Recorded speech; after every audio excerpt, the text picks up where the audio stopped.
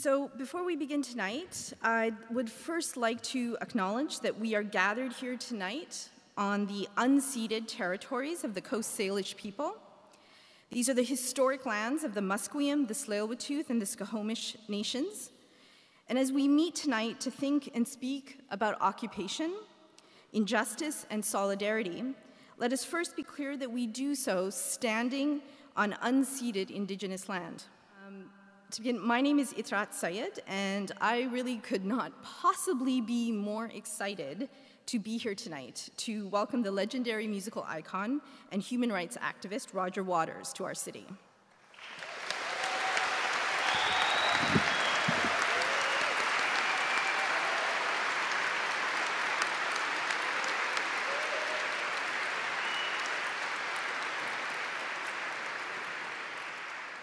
So a few logistical notes before we begin.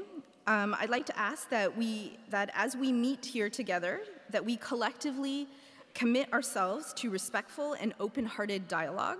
So let me begin first by introducing Martha. Martha Roth is a co-chair of Independent Jewish Voices Canada and a longtime activist on many fronts. She and her husband emigrated to Vancouver from the US in 2005 to get away from George W. Bush.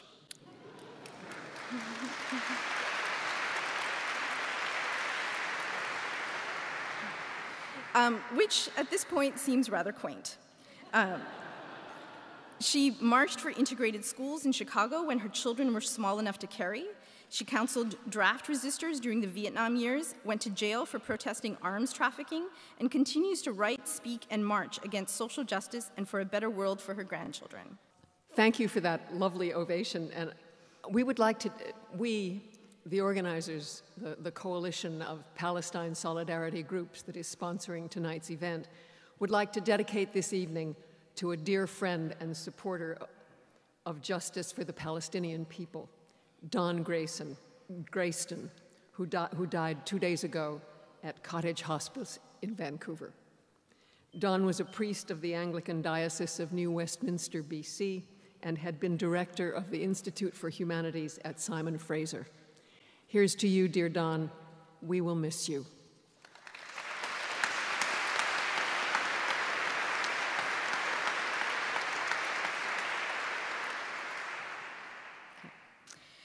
So let me now introduce the man who needs no introduction. Roger Waters is one of the most important musicians of our time, a founding member of Pink Floyd. He was the creative and conceptual force behind albums like The Dark Side of the Moon, The Wall, The Final Cut. These albums continue to be the soundtrack of many of our lives, with their layered and polysemic lyrics and soaring music. Since 1984, he's been a solo artist, continuing that path with complex thematic albums and spectacular live shows. His latest album, released in June of this year, is called Is This the Life We Really Want? And what could possibly be a more apt question for this particular historical moment? Roger Waters has also been a leading voice in the global solidarity movement for Palestinian human rights.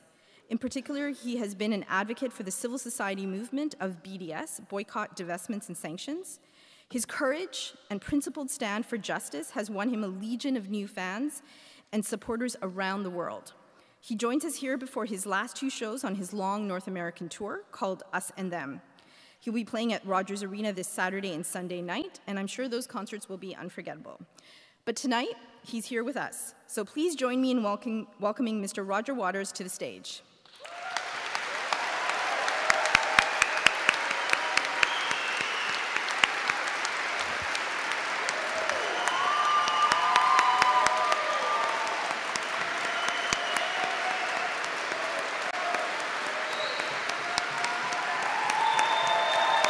Thank you so much for being with us here tonight. Yeah. Good. That's better. All right. So I'll let Martha begin. Right. Well, we know that you were a socially conscious youth because you helped organize the YCND, right? The Youth for Nuclear Disarmament, Youth Campaign for Nuclear Disarmament. But can you tell us a bit about your journey from a young musician with an active social conscience to a musician who is a committed social activist, as you are today? Well, welcome, by the way. What an amazing turnout. It's so beautiful to see you all here.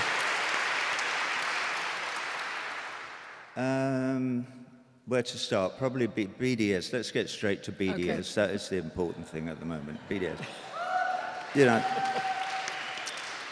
every gig that I've done so far in Canada, I've done a few, done 10 or so. At the end of each gig, I say that there are many things that I like about this great country. And one of them is the fact that Canada does not have a nuclear weapon. And people are by and large really happy about that. And so you should be. So, yeah, BDS. It's not that long ago. 11 years ago, forgive me, those of you who've heard this story, because I've been asked to repeat it so well. I was booked to do a gig in Tel Aviv, in Israel. I knew nothing about anything. Well, that's not strictly true, but anyway, I accepted to do this gig, Hayek Park, and I started getting emails from Palestinians and others suggesting that that might be a bad idea because of this very new movement started by Palestinian civil society called BDS. And they tried to prevail upon me to cancel the gig. I talked to a number of different people, but almost immediately got put in touch with the right guy, who was Omar Barghouti, who's become a close friend of mine in the intervening years. And I did cancel that gig, but as an act of compromise, I moved the show that I was doing to an agricultural community halfway between Tel Aviv and Jerusalem called Wahat al-Salam, also known as Neve Shalom, where they grow chickpeas, and there are Jewish people living there and Arab people living there and Christians and all sorts of people, and all their children go to school together, and so it's a beautiful experiment in how the world might look if people weren't so fixated on all the things of which we disapprove. It was an amazing success. We had 60,000 young people, nearly all young, came to the gig. Israelis, of course, because I hadn't really figured this out at the time, but nobody else can come to a gig because they're not allowed to travel around. Mm. So, it was a huge success, and at the end there were standing ovations and blah, blah, blah, until I said, by the way, just bear with me a minute, and I said to them, I have to say this to you guys, thank you so much, blah, blah, blah. You are the generation of young Israelis who must make peace with your neighbors and put an end to all this fighting and, you know, carnage, and start figuring out how to live together. And you could have heard a pin drop. They went from to, what the fuck's he talking about? You know, it became quite clear that they did not understand what I was saying at all, which was shocking to me. It was shocking beyond anything I could imagine, you know. So crestfallen, I retreated, and I went back the next year and spent, I don't know, a week or 10 days there, shown around by a lady who worked for UNRWA called Allegra Pacheo. And we went all over the West Bank, and we up to Jenin and talked to lots of people and stayed with people, and back down the Jordan Valley. I did not, sadly, go to Gaza, but I went everywhere else, I think. And it was shocking just to be there and see it. It was shocking. Allegra was pointing out the outposts of the settlements and the settlements themselves, and explaining to me the system of military occupation that was going on. So, and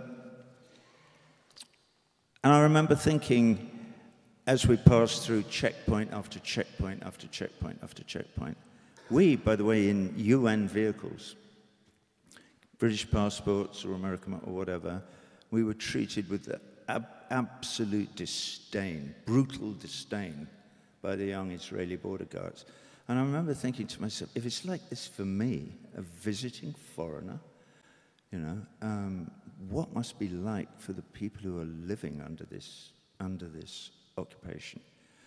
It must be unbearable. So, so that was the beginning. So since then, I've sort of tried to open my big mouth as often as I can, and it's been a long, quite trying, difficult road. Not nearly as hard and trying, obviously, as living under occupation, but so I know the opposition quite well. I know the depths to which they will stoop in order to blacken my name, but it's not really. The blackening of my name is really just one more way of obscuring the truth. The thing that they want, the least of all possible things to happen, is this. They want to stop public discourse where people actually tell the truth about what happened in 47 and 48 and what happened before then and what happened since then and what happened in 67 and what happened in 73 and what is happening now. They don't want anyone to know about that. And by and large, they've succeeded south of the border here in the United States. People are kind of, duh, you know, they don't know.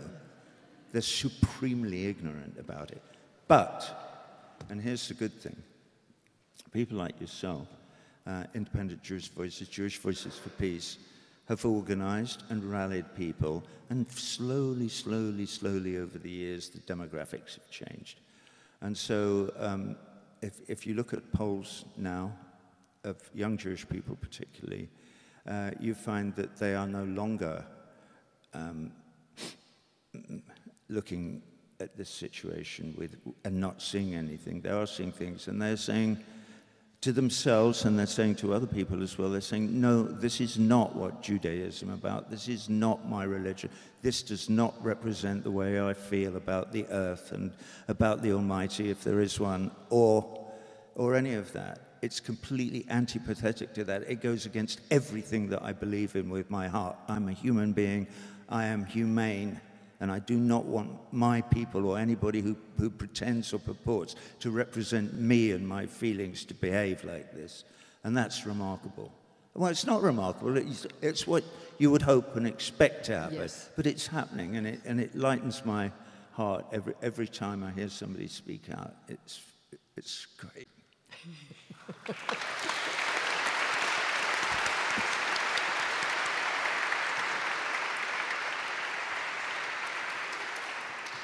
Thank you. Yes, this is not the life we want. All right, I'll ask the next one. Your music has always been concerned with issues of power and issues of justice. But you still received a lot of criticism, even from long-term fans who say that you should separate art and politics, and music and politics. How would you respond to that? That's just dumb.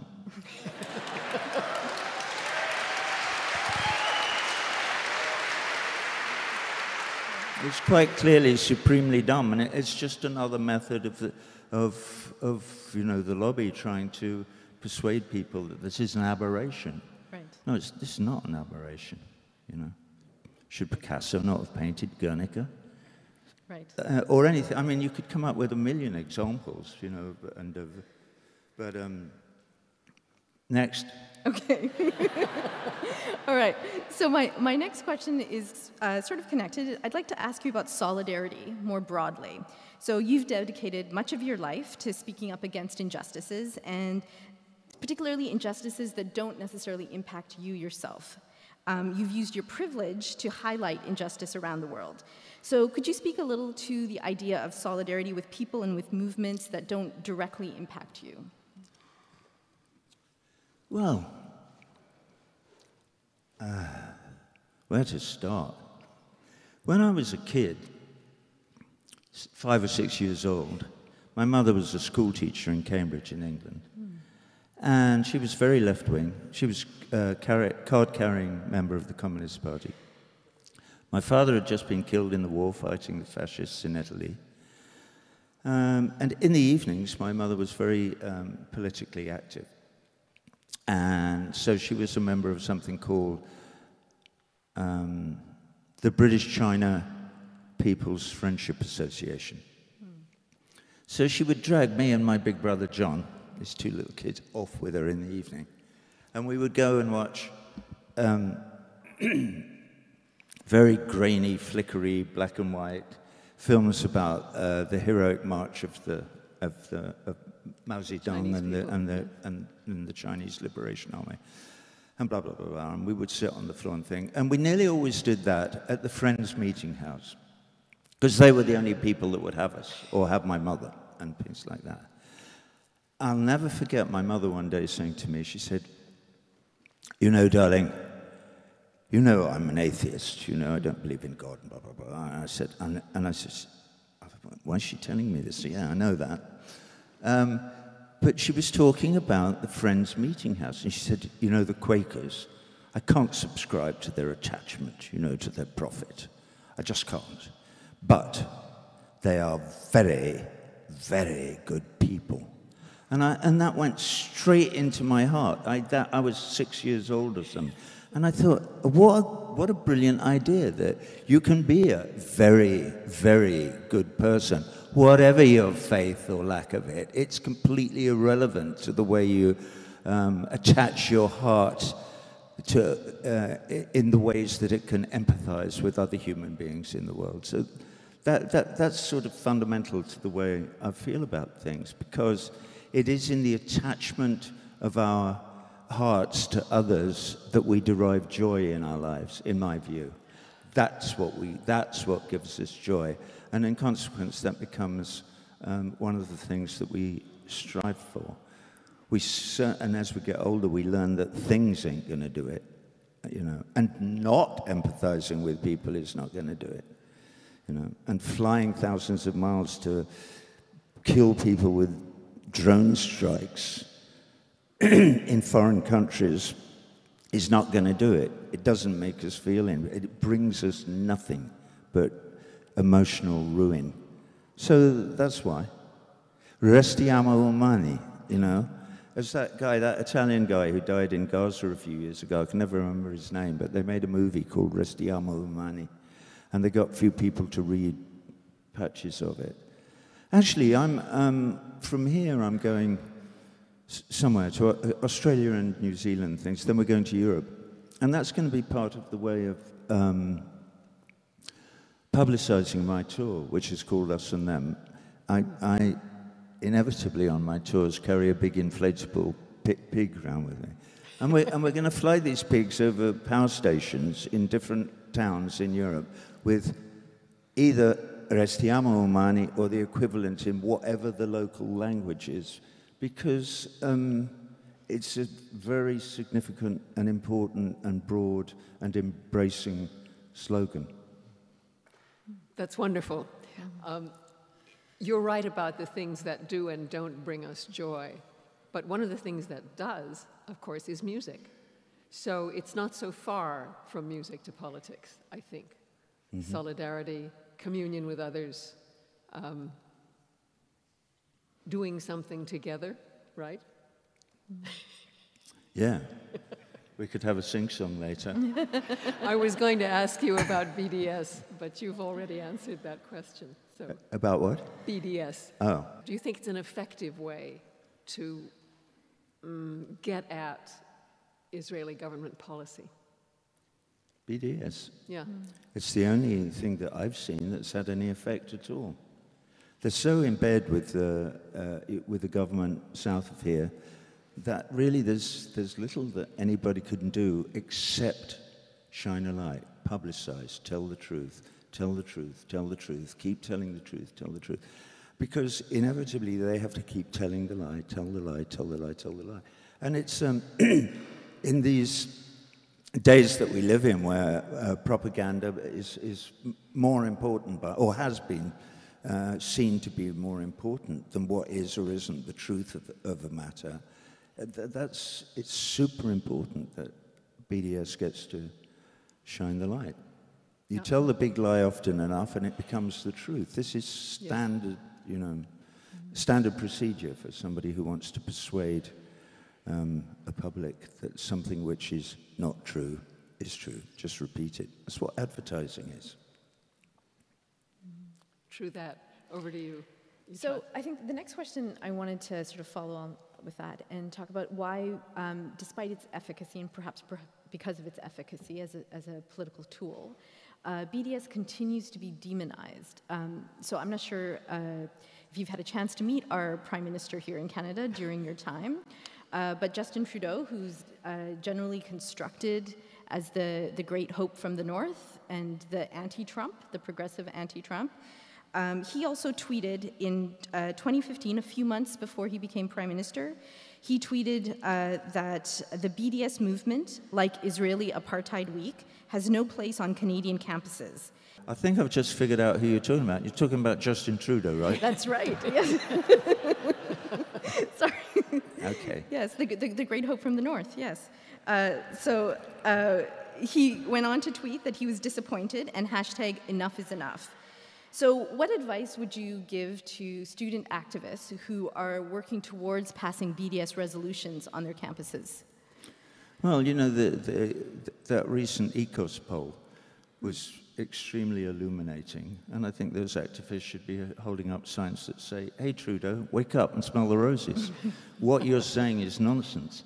And the facts are that most of your constituents know that what you're saying is nonsense, and most of your constituents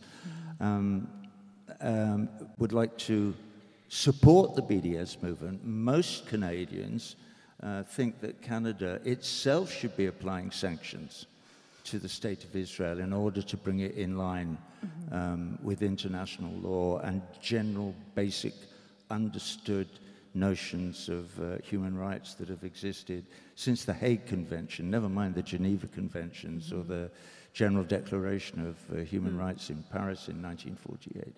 So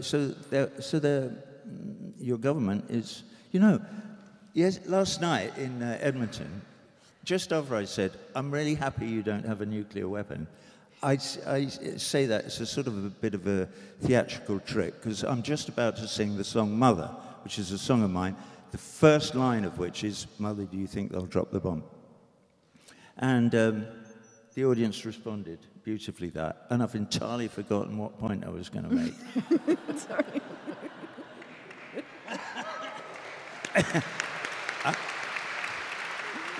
It may well come back to me. Okay. But hang on, we were talking about Trudeau. Right. Oh, I know what it was. It's come back. The second verse goes, Mother, should I run for president? And then the second line in the second verse is, Mother, should I trust the government? And I was going, no, for exactly that reason. Maybe Trudeau is a liberal. Who knows? We'll never know. You never find out, you know, what the animal is wearing under its skin until it's actually in power. And then you start to find out.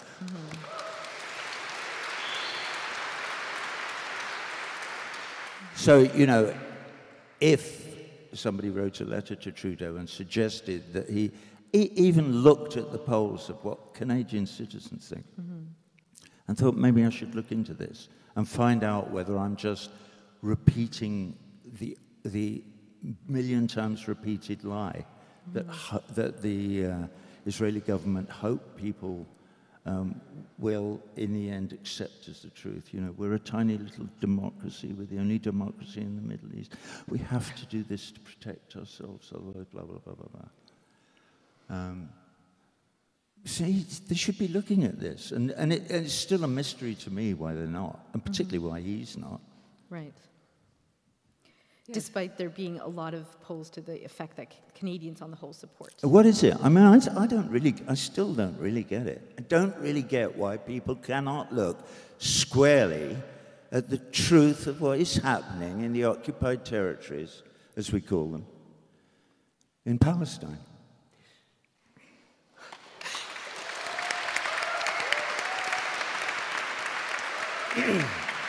What's happening in the occupied territories in Palestine is called ethnic cleansing.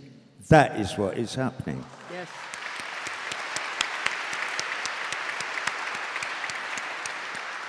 And it's also called, the regime that is operated there is called apartheid. Apartheid, yes. That is what's being operated there.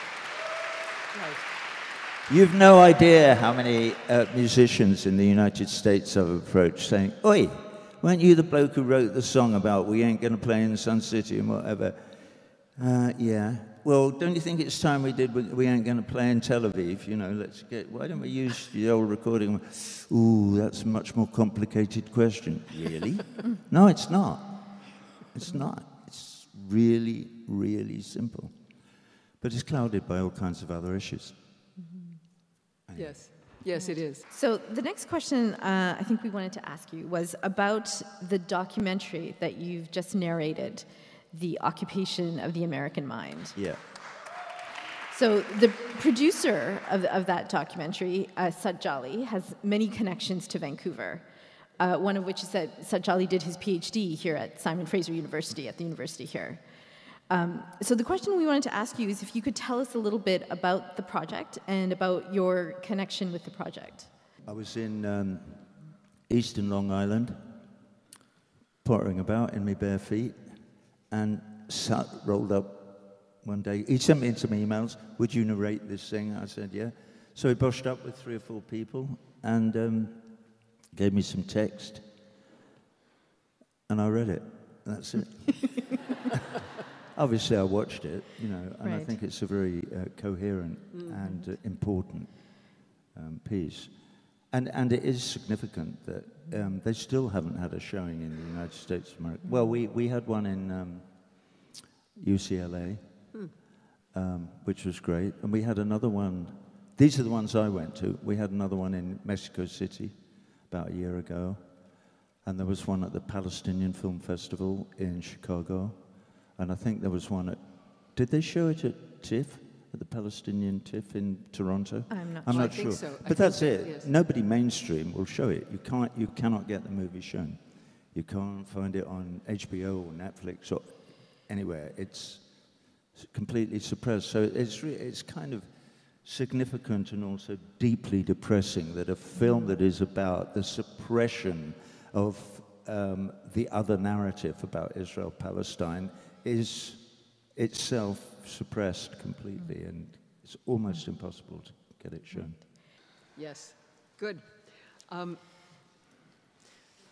You seem like someone who was born with a keen sense of social justice.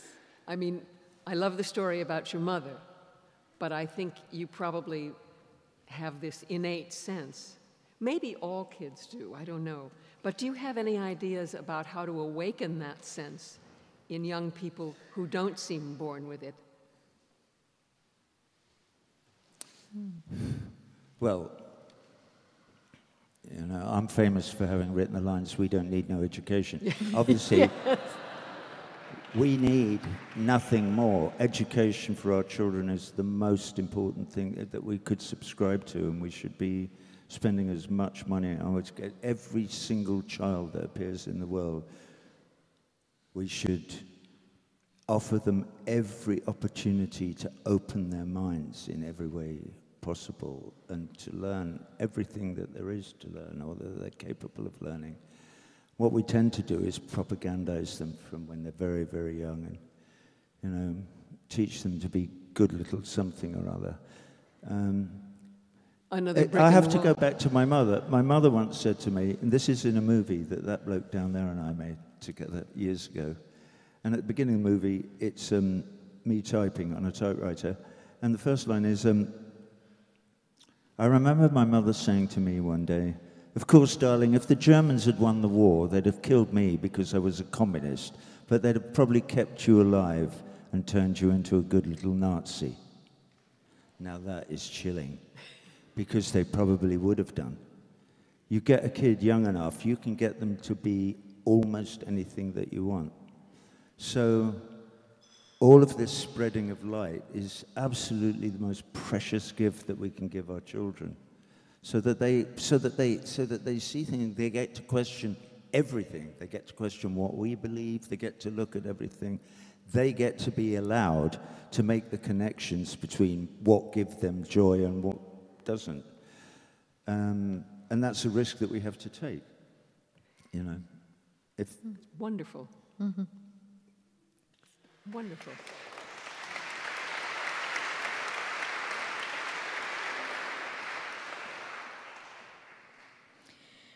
Okay, so maybe we'll switch a little bit and talk about music a little bit. I wanted to ask you specifically about the song Wait for Her from your latest album, your newest album. I found it deeply moving and one of the most beautiful, sensual, grown-up love songs that I've heard ever. And I know it's adapted or inspired by a Mahmoud Darwish poem. So I was wondering if you could tell us a little bit more about the song and its connection to Mahmoud Darwish. No. It's private. Okay. Well, I probably could tell you some things that are not. I know what it's about now. But my notion is this. There are three bits. There's Wait for Her, and then there's another song called Oceans Apart. And then there's the final song.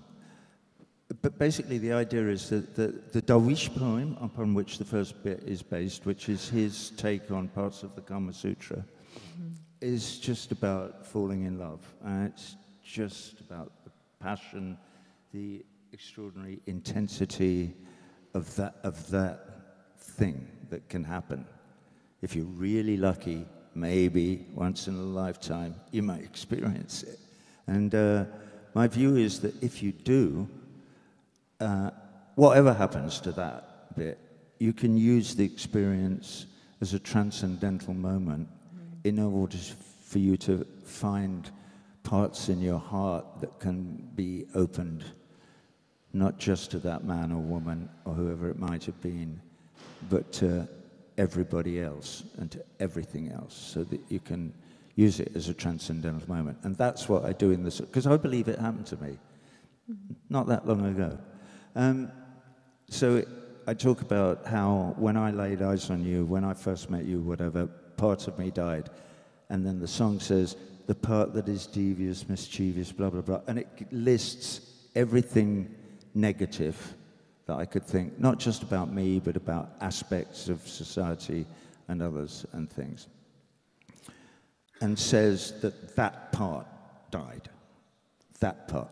That's the bit that wants to engage in drone warfare. That's the bit that wants to cut the heads off little girls in Saudi Arabia because they were having a dance in somebody's apartment. You know, that's the bit that is symptomatic of everything that is evil in the hearts of men. And if that part is allowed to die, then what you have left is all the rest, which is by and large is kind of good. And then at the end of the song, I say, bring me a bowl to bathe her feet in, bring me my final cigarette. It would be better by far to die in her arms than to linger in a lifetime of regret. So what I'm saying, well, it's quite easy to understand, you know. You either embrace love in your life or you don't, and if you don't, you're a beggar for the rest of your life.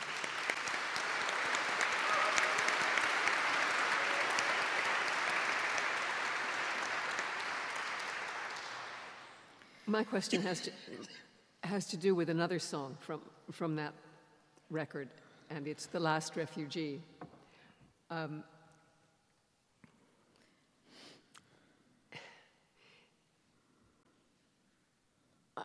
I framed it as the way your politics is expressed in your work, because I think that love, music, and politics are, you know, closely allied. They're three sources of passion that nourish us forever if we do them right. In The Last Refugee, the bitterly ironic lyric juxtaposes a New Year's Eve broadcast. I'm talking about the video now, with a destitute woman and her memories of her child. Can you talk about how you came to write that?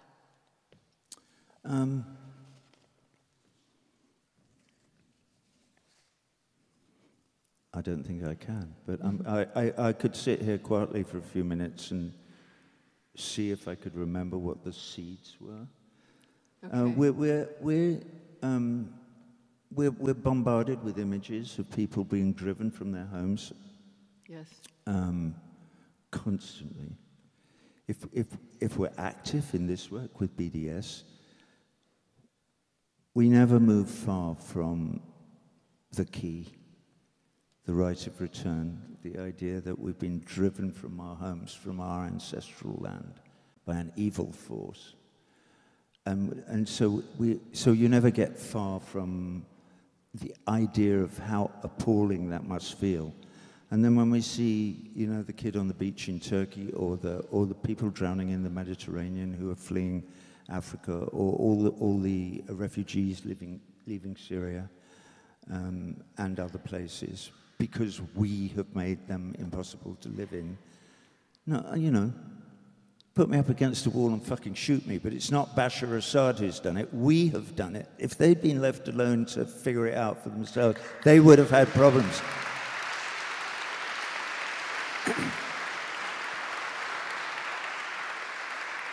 So we do that. So, and it tears your heart out just to see it. It makes me very emotional even to talk about it, because I live the cushiest life that you could possibly imagine. You know, so to imagine being cold and hungry and destitute and hopeless and not knowing where you're going to get your next meal, or where you're going the next day, or how you're going to look after your children, or whatever, is incomprehensible for me. I try to understand it, but I know that I will never actually know that anguish. Well, maybe I will. You never know. Anything can happen. Inshallah. But so you can only think politically when you see the forces of the corporate organizing themselves with supremely damaged and demented right-wing elements of political parties, which is, you know, the places that's where the Hitlers come from. Is they come from that extreme fringe of people who feel so badly about themselves that they can't think of anything to do really except gather others of like-minded pain and agony around themselves and lash out at somebody else in order to make them feel less.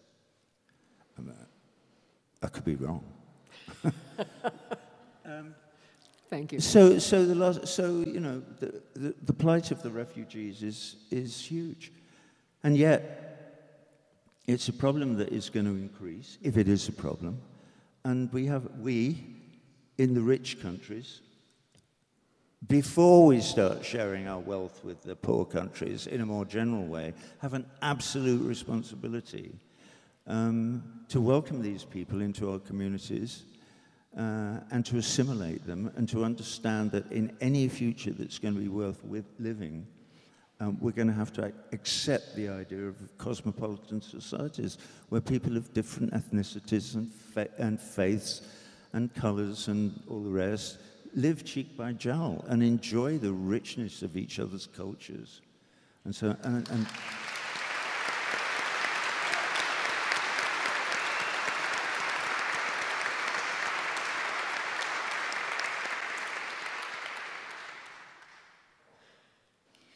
All right. So I think the next question we wanted to ask was about your experience of living in the U.S., which you have done for a long time now. So in the last couple of years, you've had a front row seat to the rise of the normalization of bigotry, the rise of fascism, the rise of what we might call Trumpism. So we were going to ask you what your perspective is as an insider and an outsider to this ongoing nightmare south of the border, south of our border. How do you think they got there?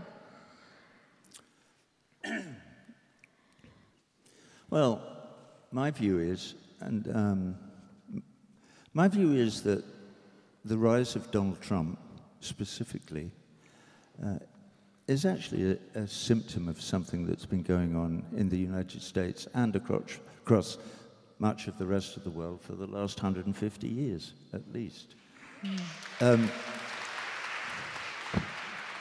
know, it's called consumerism, and it has become, it's the altar that I don't, but the society bows down to. And capitalism as an idea has been completely accepted. And so well, once that happens, the two things happen. well, more than that, but two big things happen. One is that it is absolutely essential that you don't educate people. You have to keep people really dumb, or they would not stand for it. They would reject the idea that actually what they really need is the i7 and go, I don't need an i7. You know, what I need is to talk to my neighbor. And there's a lot of research and a lot of books written about all of this stuff and so on and so forth. What am I trying to say? They've accepted a system that divides us one from another, that encourages us to stay alone and encourages us to compete with one another. And encourages us to compete with one another in a way that produces winners and losers. What Trump loves the idea, I won. He thinks people give a shit. You know, he thinks that people admire him because he won. Donald, you know, wake up, brother. People do not admire you. They think you're a complete schmuck. And they're right.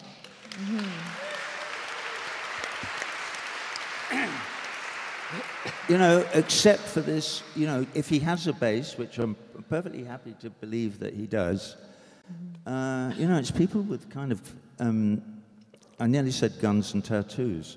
I've got nothing against tattoos, by the way.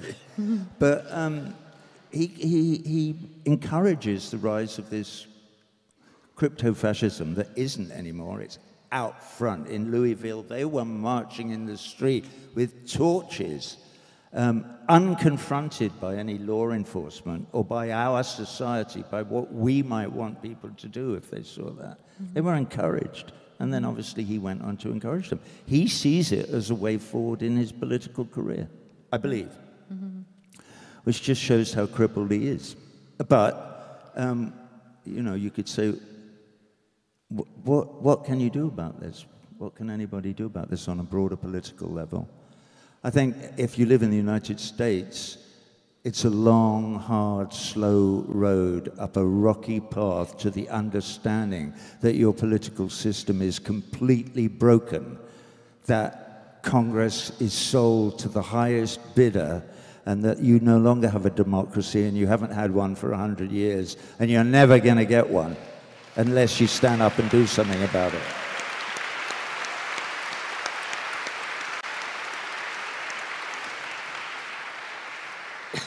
Sorry, I went a bit radical there for a minute. It's all good.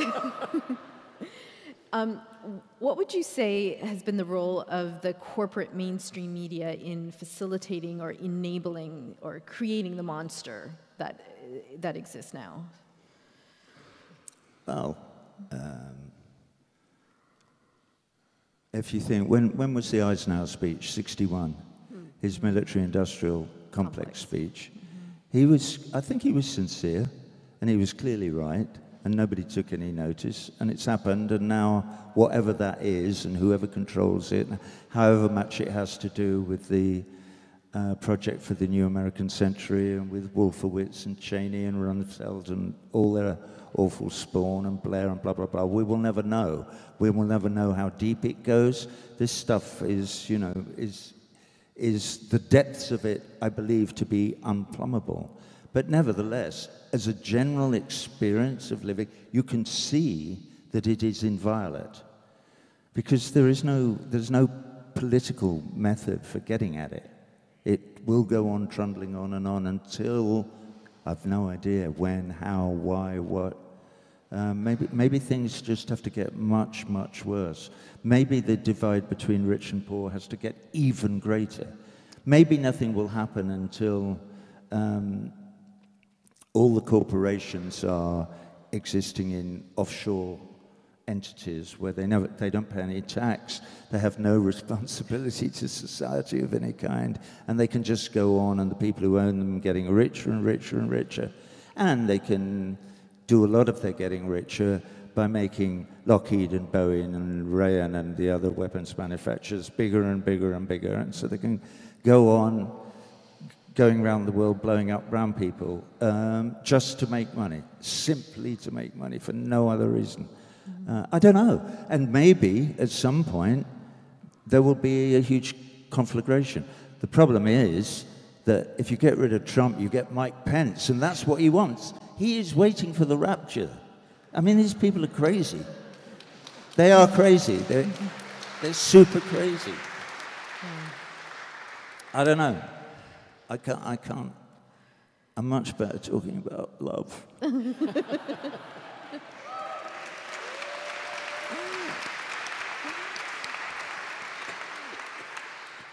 So this would be a good way to segue to my last question, which is about hope.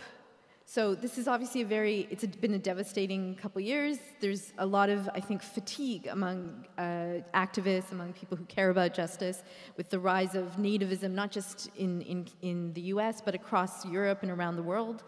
How do you find hope? What would you say to inspire us to continue? You know, I 12 years ago, maybe more. No, a lot more. Hang on, 89, 99, 2000. 28 years ago. Whew. Isn't that scary? Yes, yes. 28 years ago, I wrote an opera about the French Revolution, based on the libretto of a very good friend of mine, a Frenchman called Etienne Rodegil. And after I'd written the music, and I wrote a translation in English and blah, blah, blah. And the project goes on, I'm happy to say. We're hoping to take it back to France next year or the year after. Anyway, it's called Ça ira. Future tense of ça va, that will be. But I subtitled it, There is Hope, which is why I bring it up now. And one morning, when we were working on the recordings and adding some new lyrics that Etienne had written, we were walking down 54th Street towards Sony Studios one morning. And Etienne was an alcoholic, and so we had to stop so he could have his first quadruple shot of famous grouse, and I could have a cup of coffee. And we did, and we were sitting there, and he was sitting in the sunshine, smoking the first of about 500 Benson hedges that he would smoke that day. He was one of those beautiful, massive grey hair, incredibly brilliant, intellectual French Catalans who, if we get to meet one of them in our life, we're very late. Anyway, we was there, and we were sitting there, and I said something to him, and he said this to me, and I wrote it down on a piece of paper. I still have it in my hotel room. I carry it everywhere. I used to carry it in my back pocket, but it became wrinkled, and I thought I was going to lose it. He said, he looked at me, and he went, I was here. Yeah. I felt something. And perhaps I was not alone. I mean, I know it takes a while to sink in, but when he said that to me, I thought, yeah, well, if that's what you talk about when you're sitting on 54th Street in the weak winter sunshine at 10 o'clock in the morning, drinking and smoking yourself to death, if you're attached to that idea of was I alone or not, there is hope for the rest of us. If even one person is doing that sitting in the street, that's my view anyway. That's where hope resides, in the fact that human beings are beautiful and interesting and capable of philosophizing and capable of empathy and capable of love and capable of thought and capable of connection and capable of community. That gives me hope.